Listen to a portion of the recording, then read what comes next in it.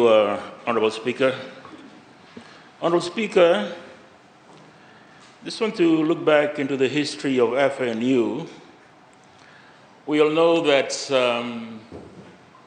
it started off as the Direct Technical Institute, and then it became FIT, and in 2009, by a decree, it became the National University of Fiji.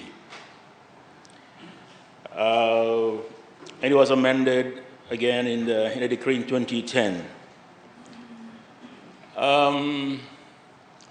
We had hoped, as indicated in the past, Honorable Speaker, that all those decrees that were passed by the regime at the time should have been brought into Parliament to be debated before they became acts.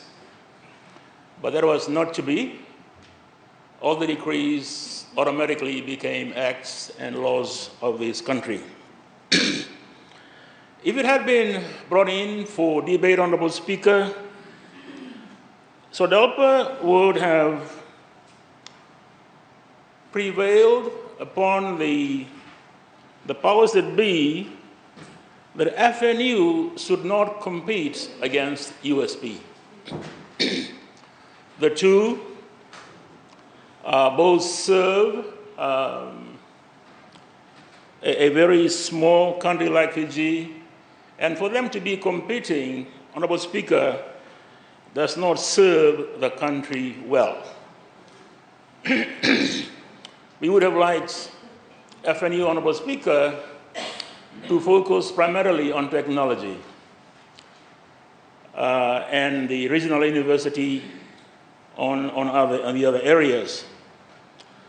We provide funding to both, to USP and to FNU, and it is a duplication, and I believe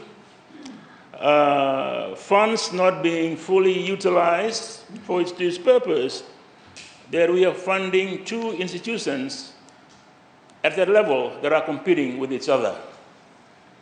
So I would say today that in the future, we would review this. We've always called for an education commission to be set up to decide on what you need in terms of education in Fiji.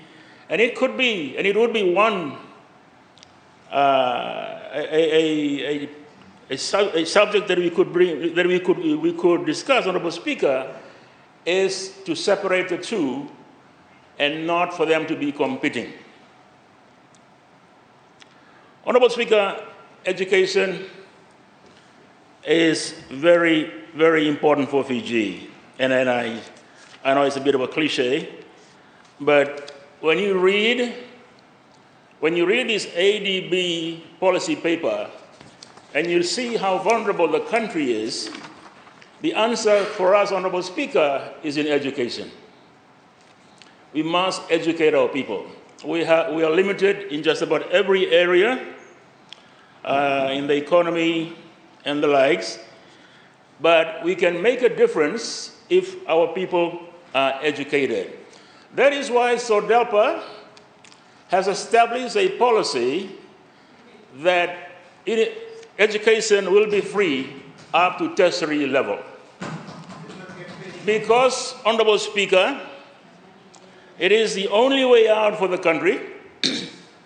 And what we will be doing today, the difference will be realized in a big way in 10 to 20 years' time. What will we leave for our future generations? And what we want to leave them, Honorable Speaker, is education. And that is why SODELPA is committed to providing education to free tertiary level. When it came up for debate, when I mentioned this in the last sitting, Honorable Speaker, people are asking me how much will it cost. My people, Honorable Speaker, had done the sums, and it came up to $1 billion for the whole of education. Later, the Honorable Minister for Education came up with their figures, and she said, as it is, the budget for education is $700 million, And it would cost another $200 million to bring in free tertiary. So her figures is 900 million. SODELPA's figures is 1 billion. So we are there. We are there. We are there, Honorable Speaker. And we know what it is all about. And we know that we can find the money to provide free tertiary.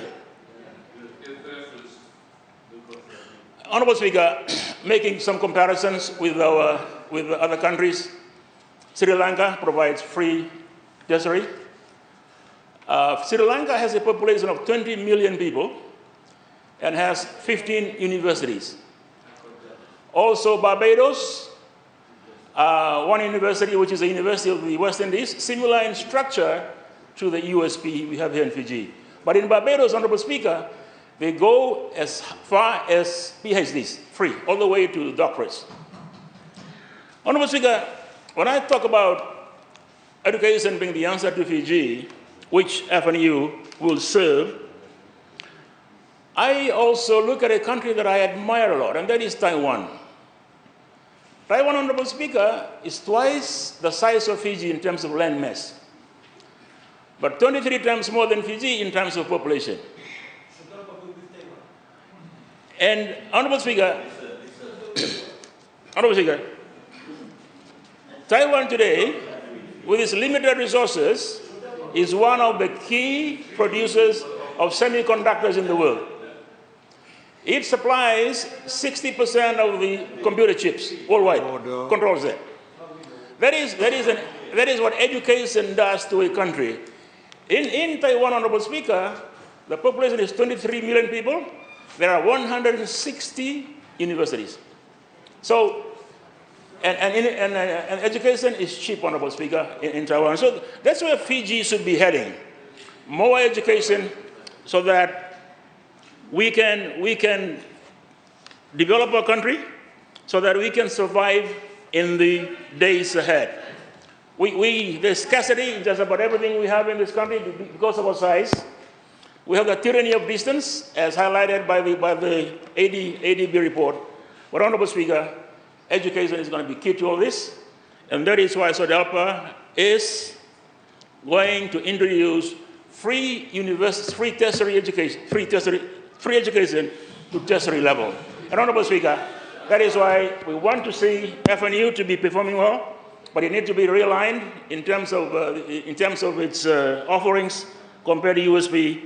But it is an institution that we need to protect for our future generation, Honorable Speaker, and that is where SODELPA is headed. Free education to tertiary level. I'm amazed at how they're always quick to point the fingers at us that we don't understand what is happening. Here they are, cheap shots. I'm trying to bring in Taiwan as an example and say, you're going to move to Taiwan? I was already worried about the brain power on the other side of the House, Honorable Speaker. So, Honorable Speaker, that is my contribution to this. FNU should be supported, especially as SODELPA wants education to be key to the way forward for this country. Thank you, Honorable Speaker. Thank you, Member. I know. And I'll give the floor to the Minister Ephraim Iwanganimbete. You have the floor. Thank you. I thank you, Honourable Speaker, and I thank the committee for its deliberations and the report that is before us. Honourable Speaker, as a former associate professor of the Fiji National University, I stand with pride in saying that there have been many, many graduates from the Fiji National University. And I'd like to correct the Honourable Leader of the SODELPA in saying that it was formed out of FIT. Actually,